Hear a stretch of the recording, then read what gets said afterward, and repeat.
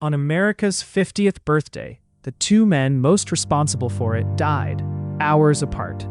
And the story behind that day is stranger than the coincidence itself. In 1776, John Adams and Thomas Jefferson were an unlikely team. Adams, blunt, fiery, a New England lawyer.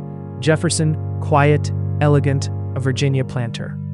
It was Adams who pushed for Jefferson to draft the Declaration of Independence. He said Jefferson could write 10 times better than he could. But friendship curdled into rivalry. By the election of 1800, one of the ugliest in American history, they were enemies. Jefferson beat Adams for the presidency, and Adams left Washington before dawn, rather than watch his old friend take the oath.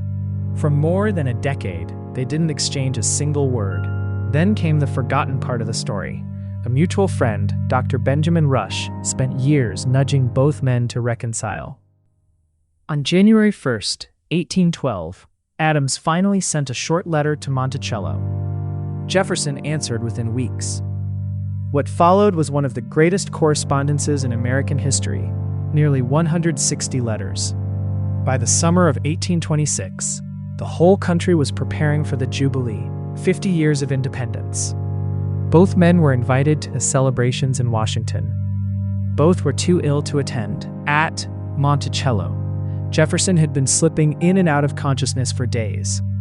On the night of July 3rd, he woke and asked those around him, "Is it the 4th?" He held on through the night and died shortly after noon on July 4th, 50 years, almost to the hour, after his declaration was adopted. 500 miles north, John Adams collapsed that same morning. As the town's cannons fired their Independence Day salutes, he faded. According to his family, his last words were, "Thomas Jefferson survives." He couldn't have known. Jefferson had died about 5 hours earlier. News moved at the speed of horses in 1826. It took days for the country to realize what had happened, and when it did, America was stunned.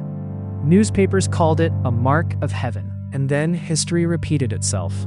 Exactly 5 years later, on July 4th, 1831, James Monroe, the 5th president, also died. 3 of America's first 5 presidents, all gone on Independence Day.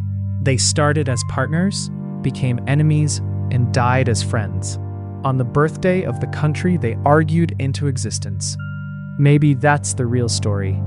Not the coincidence, but the reconciliation.